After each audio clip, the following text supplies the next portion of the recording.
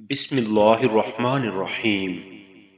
شروع اللہ تعالی کے بابرکت نام سے جو نہایت مہربان اور رحم والا ہے۔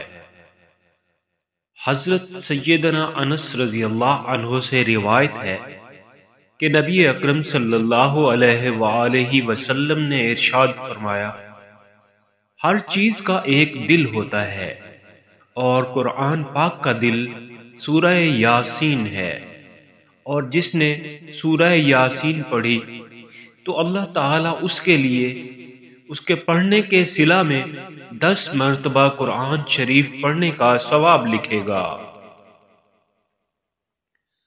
حضرت سیدنا انس بن مالک رضی اللہ عنہ نبی کریم صلی اللہ علیہ وآلہ وسلم کے بیٹے سیدنا ابراہیم رضی اللہ عنہ کی وفات کا قصہ بیان کرتے ہوئے کہتے ہیں کہ رسول اللہ صلی اللہ علیہ وآلہ وسلم وہاں تشریف لائے اور بچے کو بلوایا، پھر اسے اپنے سینہ سے لگا لیا۔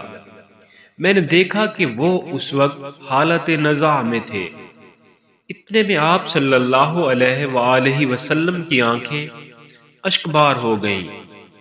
پھر آپ صلی اللہ علیہ وآلہ وسلم نے فرمایا، آنکھیں آنسو بہا رہی ہیں اور دل غمگین ہو رہا ہے، لیکن ہم بات صرف وہی کہیں گے جو ہمارے رب کو راضی کرے گی۔ اے ابراہیم، اللہ کی قسم ہم تیری وجہ سے یقیناً غمگین ہیں۔ حضرت سیدنا بریدہ رضی اللہ عنہ بیان کرتے ہیں کہ میں نے رسول اللہ صلی اللہ علیہ وآلہ وسلم کو فرماتے ہوئے سنا کہ انسان کے جسم میں 360 جوڑ ہیں اور ہر جوڑ کے بدلے صدقہ کرنا اس پر لازم ہے۔ صحابہ کرام نے عرض کیا، اے اللہ کے نبی، اتنی طاقت کون رکھتا ہے؟ آپ صلی اللہ علیہ وآلہ وسلم نے فرمایا کہ مسجد سے بلغم کو صاف کر دینا، راستہ سے کسی تکلیف دہ چیز کو ہٹا دینا صدقہ ہے۔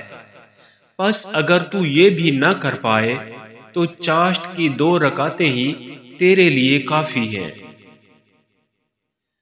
حضرت سیدنا عبداللہ بن مسعود رضی اللہ عنہ سے روایت ہے کہ رسول اللہ صلی اللہ علیہ وآلہ وسلم نے ارشاد فرمایا کہ جو شخص اپنا گریبان چاک کرے، رخسار پیٹے اور جاہلیت والی پکار پکارے، وہ ہم میں سے نہیں۔